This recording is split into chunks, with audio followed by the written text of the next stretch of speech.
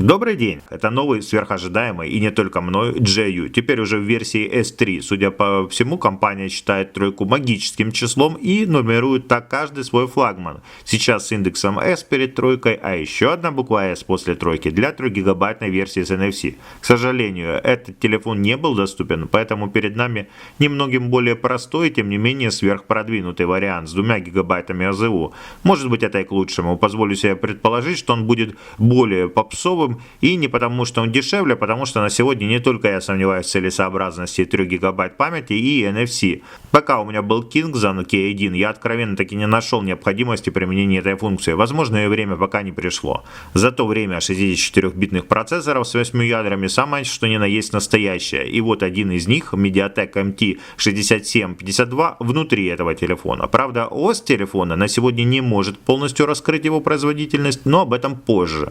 Следующее, что является показателем моды, это размер экрана 5,5 дюймов и, слава богу, не 6. Кстати, следующая версия S4 будет то же самое, но с диагональю 4,7 дюймов. Мода понемногу ломает сознание гиков, и 5,5 дюймовый гаджет кажется мне все более удобным. Возможно, в следующем обзоре я действительно искренне начну выписывать похвалы лопатам, но сегодня вы от меня этого не дождетесь. Пока этот 5-дюймовый Zoppo мне ближе. Между прочим, очень похож. Итак, в этом телечуде по всем краям натыканы все те же кнопки разъемы, которые, наверное, за 2 года никак не менялось разве что их месторасположение на корпусе, что не может не радовать. 2 очень качественных микрофона, снизу и сверху несравненный плюс. Разъем microUSB для подключения зарядки не по центру грани и не с краю, что не сильно существенно, но неудобно, и это минус. С тыльной стороны изюминкой является вспышка, аж из 2 ярких светодиодов. Разная световая температура, кстати, заявлено, что камера тут 13 мегапикселей и даже Sony.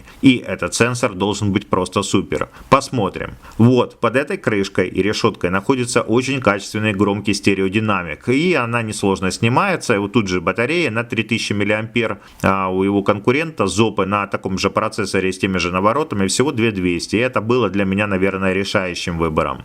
А дальше по стандарту. 2 микросимки, слот для флешки и все. Сборка хорошая, люфтовый, скрипов не замечено. Жесткий каркас, оказывается металлический внутри, да и пластик качественный. Вот сама крышка телефона выглядит как пластиковая крышка телефона. Такая же приятная на ощупь, как и весь пластик за 200 баксов. Все равно большая часть будущих счастливых обладателей этого чуда натянет на него подобные силиконовые бампера или чехлы, которые, возможно, слегка спасут от падений самую главную деталь современного телефона Full HD IPS UJS экран. А вот защитное стекло Gorilla 3 спасет само себя, только от царапин. На фронтальной панели навернутая селфи-камера. Видимо, именно мода селфи двигает разрешение совершенно ненужное для других задач. Ах да, совсем забыл видеозвонки, которые на телефоне тоже пока малоиспользуемые в сравнении с голосовыми вызовами. Здесь есть еще, разумеется, сенсор и индикатор уведомлений. А рамки по краям экрана очень узкие, что делает его весьма компактным для такой диагонали. Зато вот этих 3 сенсорные кнопки, такие же стандартные, как и всегда, с тусклой подсветкой, компромисс между совсем ненужной подсветки и яркой стандартной подсветкой, присущим всем флагманам, кроме разве что iPhone. Дизайн корпуса для удобных телефонов больших диагоналей не может отличаться от этого варианта. Боковые грани слегка закруглены снизу, и держать его по сравнению с тем же Kingston, у которого грани прямые, гораздо удобнее. Так вот, наконец-то я включаю телефон, и те, кто интересуется только работой аппарата, и наконец открыл для себя кнопку перемотки в YouTube и промотал весь обзор корпуса, будут рады услышать, что здесь 5,5 дюйма Full HD IPS уже с экран со всеми свойствами, присущими этому классу экранов, самые большие углы обзора, яркие контрастные цвета, и как и любой другой такой же экран с большим аппетитом жрет миллиамперы вашей батареи. На солнце он выглядит настолько супер, что я даже не стал снимать это на видео, не передать. И сразу отвечу на вопрос по поводу красного цвета или синевы, да и вообще экрана в сравнении с другим телефоном. Визуально отвечу. Вот смотрите сами. И на яркость тоже обратите внимание.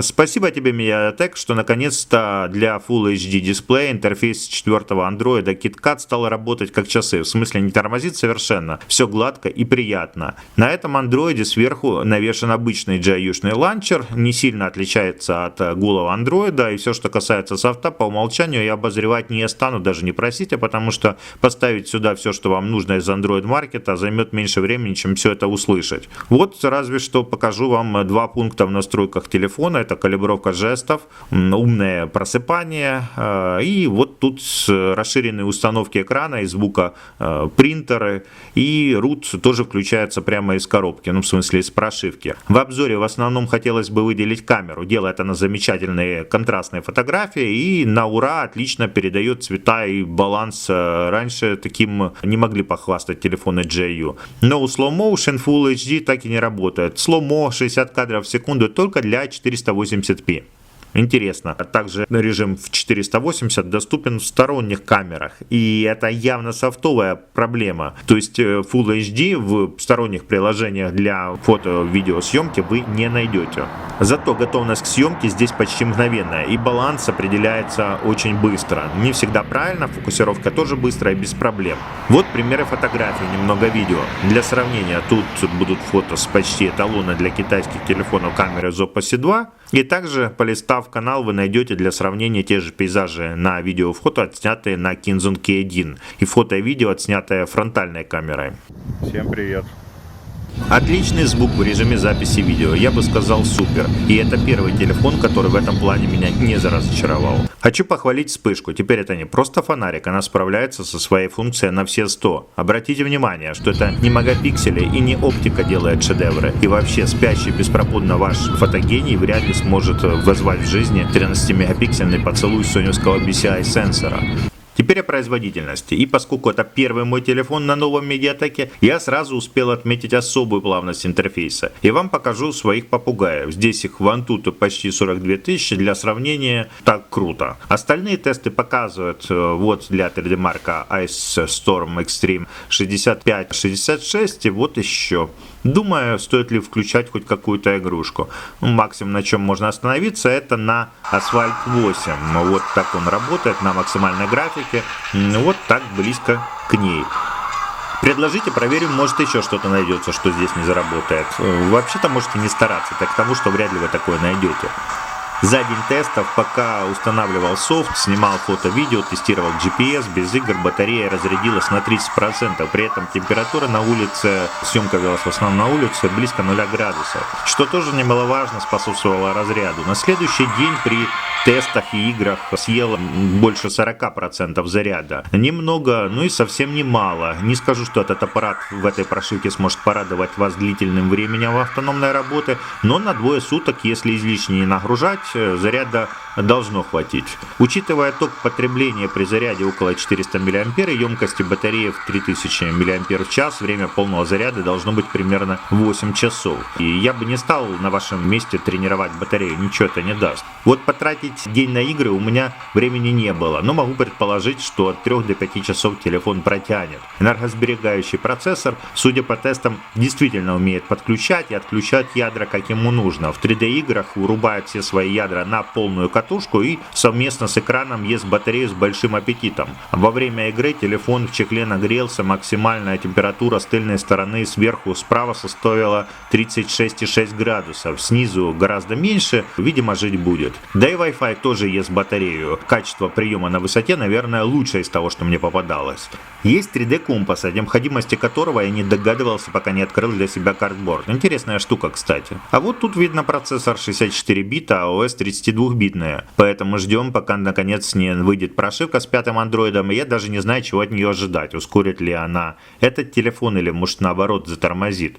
GPS работает быстро, не так чтобы быстрее всего, что я видел, но весьма хорошо. Холодный старт за 1 минуту на месте и 4 минуты в движении с поворотами со средней скоростью близко к 60. И вот такую картинку можно стабильно наблюдать уже в процессе.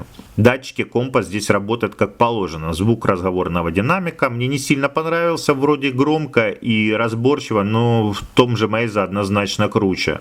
Сети видит хорошо, Bluetooth тестить вообще смысла не вижу.